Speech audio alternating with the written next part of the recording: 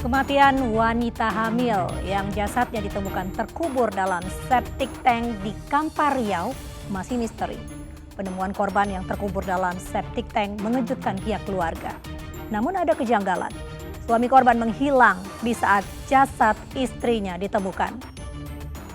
Pemirsa, selain kasus tersebut, selama 1 jam ke depan, Realita juga akan menghadirkan berita-berita kriminal pilihan bersama saya, Mirva Suri.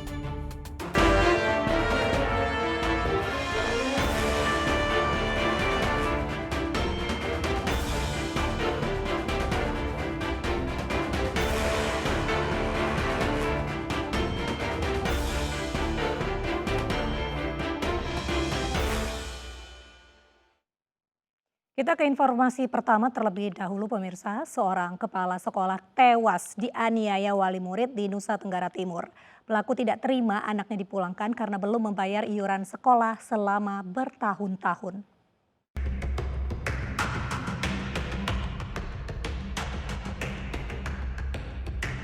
Miris, tak sanggup bayar uang iuran sekolah selama bertahun-tahun, seorang ayah di Nusa Tenggara Timur gelap mata menganiaya kepala sekolah tempat anaknya menimba ilmu.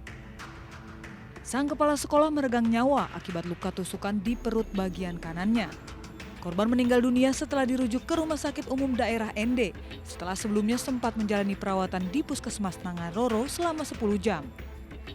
Pelaku tidak terima anaknya dipulangkan karena belum membayar uang SPP sekolah sebesar 1,7 juta rupiah yang tertunggak selama beberapa tahun. Saat beberapa guru sedang sibuk menyiapkan ujian di ruang guru, pelaku datang dan berdiri di pintu masuk dan menanyakan alasan pihak sekolah memulangkan anaknya dan tidak ikut ujian. Pelaku mengancam guru akan melapor ke polisi dan korban pun menjawab ancaman pelaku. Pelaku kesal dan langsung menusuk korban di bagian perut. Selain menyerang korban, pelaku juga berusaha menyerang beberapa guru lainnya namun berhasil diamankan. Awal kami terima laporan, kami sudah melakukan langkah-langkah penanganan. Kami mendatangi TKP, melakukan olah TKP, terus kemudian almarhum sebelum meninggal dibawa ke Puskesmas Nangaroro untuk dilakukan penanganan medis awal. Kemudian kami juga sudah melakukan penahanan terhadap tersangka. Barang bukti juga sudah kami amankan. Sudah beberapa saksi sudah kami minta keterangan. Artinya proses ini sedang berjalan dalam tahap penyidikan. Yang pasti kami komit untuk kasus ini, kami menjadi prioritas kami untuk penanganannya. Atas perbuatannya, pelaku diancam pasal 351 KUHP tentang penganiayaan. Pelaku sudah ditetapkan sebagai tersangka dan sudah ditahan di Polsek Nangaroro.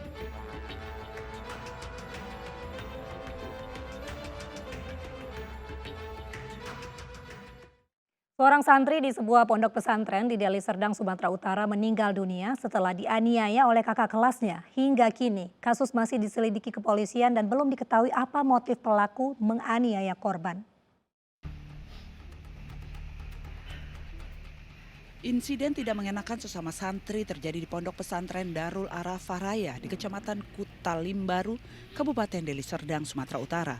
Seorang santri yang duduk di kelas 2 Madrasah Sanawiyah tewas akibat dianiaya oleh kakak kelasnya.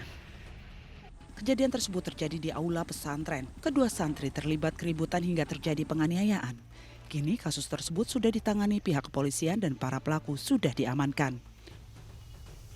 Motif dan sebab wafatnya almarhum ini yang berinisial MAW ini kita belum bisa berikan kepastiannya, dan amanah yang diberikan oleh yayasan dan Kementerian Agama tadi pagi untuk kita bersabar dan menunggu proses hukum di Kapolres Medan. Pasca kejadian ini kita sudah mengambil kebijakan, kita berkomitmen dengan peristiwa ini, pesantren sudah mengambil kebijakan bahwa akan mengevaluasi. Korban sebelumnya sempat dilarikan ke Rumah Sakit Bayangkara untuk mendapatkan pertolongan medis, namun nyawanya tidak bisa diselamatkan. Dan jenazah sudah dibawa ke pihak keluarga ke kampung halamannya di Provinsi Aceh untuk dimakamkan. Sementara pasca meninggalnya seorang santri di Pondok Pesantren Darul Arafah Raya, Lembaga Perlindungan Anak Kabupaten Deli Serdang mendesak pihak kepolisian untuk mengusut tuntas kasus penganiayaan tersebut. Meski sudah mengamankan pelaku APH, pihak LPA menduga ada keterlibatan pelaku lainnya. Sehingga itu pihak Yayasan Pondok Pesantren juga bertanggung jawab atas insiden tersebut karena sudah lalai menjaga keselamatan para santri yang tinggal di asrama sehingga musibah ini terjadi.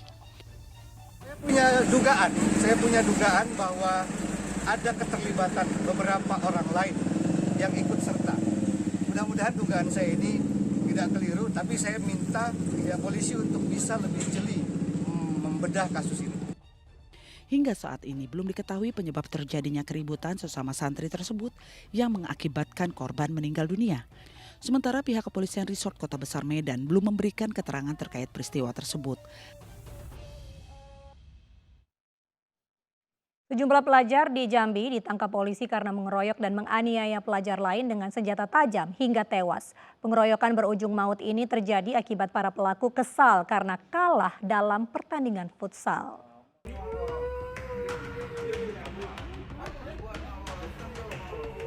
Rekaman video amatir ini menunjukkan proses penangkapan yang dilakukan polisi terhadap salah seorang pelajar yang bersembunyi di rumah saudaranya. Keluarganya sedih karena pelajar ini diduga terlibat kasus pengeroyokan hingga tewas. Selain menangkap AZ, polisi juga menangkap 4 pelaku lainnya. Kelimanya berurusan dengan polisi karena menganiaya Syahrul Ramadan hingga tewas. Kasus penganiayaan ini terjadi setelah para pelaku kesal diejek korban karena kalah dalam pertandingan futsal. Menurut Kapolresta Jambi, Kombes Pol Dover Christian, setelah kalah futsal, para pelaku mencari korban di rumahnya dengan membawa senjata tajam. Setelah bertemu korban yang tengah mengendarai sepeda motor di Jalan Teluk Kenali, Kecamatan Tenalai Pura, para pelaku mengejar korban dan menganiaya korban dengan senjata tajam. Yang dilakukan oleh sekelompok pemuda dengan menggunakan senjata tajam yang mengakibatkan satu orang korban meninggal dunia telah dirawat sekitar 3 hari di rumah sakit Raden Matahari. Kondisi korban yang kedua ini luka di bagian punggung. Selain menangkap 5 orang pelajar pelaku penganiayaan, polisi juga menyita sebilah senjata tajam yang digunakan untuk menganiaya korban hingga tewas. Polisi juga mengimbau kepada salah seorang pelajar lainnya untuk segera menyerahkan diri karena diduga terlibat dalam kasus pengeroyokan ini.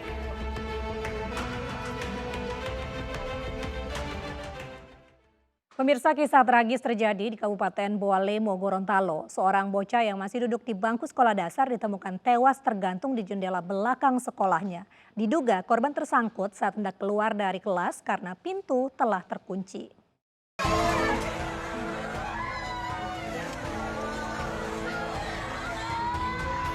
Warga Desa Pentadu, Kabupaten Boalemo, Gorontalo geger. Seorang bocah kelas 4 SD ditemukan tewas dengan posisi tergantung di engsel kunci jendela sekolahnya. Bocah malang ini diketahui terakhir diminta sang guru untuk mengerjakan tugas. Namun saat pulang, sang guru mengaku telah memeriksa semua isi ruang kelas sekolah sebelum kemudian menguncinya.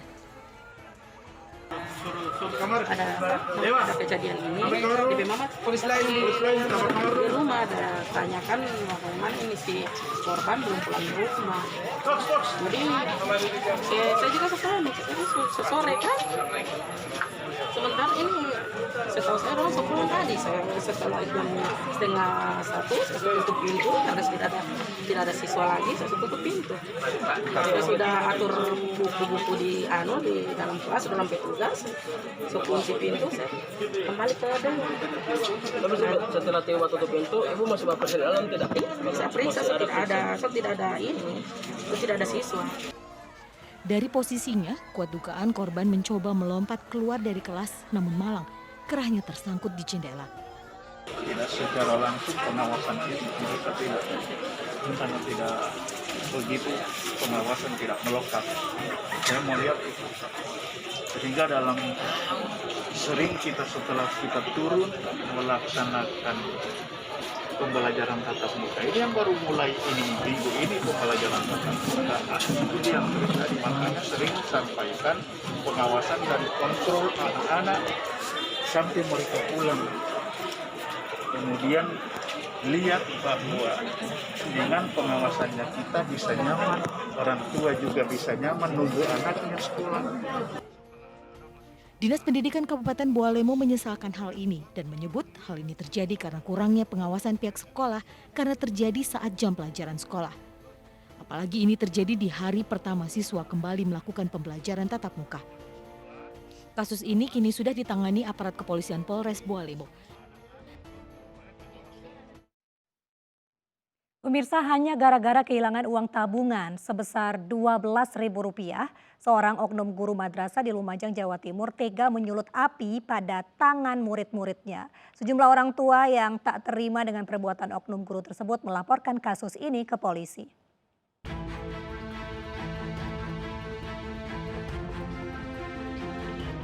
Berlokasi di balik perbukitan, sekolah madrasah di Desa Dadapan, Kabupaten Lumajang ini tengah ramai diperbincangkan warga setempat.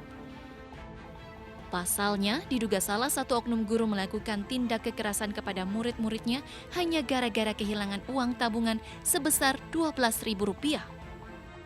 Menurut pengakuan salah satu orang tua murid yang menjadi korban, tangan para siswa disulut korek api satu persatu oleh oknum guru tersebut. Oh, dibakar gitu, Bu? Okay. Sama yang bakar siapa? Bu guru nih. Bu guru. Berarti berapa siswa, Bu, yang dibakar tangannya? Pokoknya kelas-kelas papat itu apa? Anak kelas 4 semua?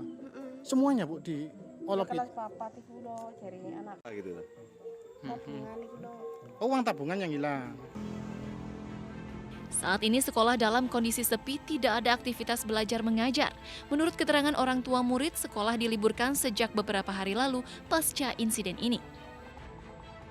Sejumlah orang tua murid yang tak terima melaporkan oknum guru ke Polsek Gucialit.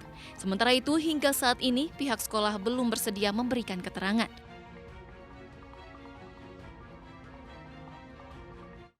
3 dari 4 pelaku penyiram air keras kepada Satpam Universitas Islam Negeri Raden Fatah Palembang, Sumatera Selatan ditangkap.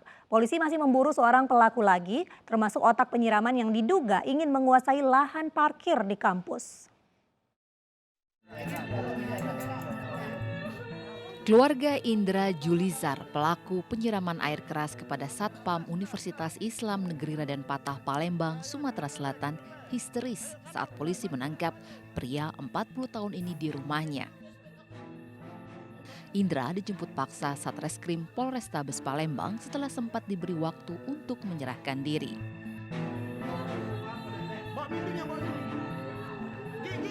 Indra buron lebih dari sebulan pasca perbuatan jahatnya pada 25 April lalu. Sebelumnya, polisi telah menangkap Erwin dan Ricky di tempat berbeda. Sementara seorang pelaku lainnya masih diburu, termasuk dalam penyiraman air keras.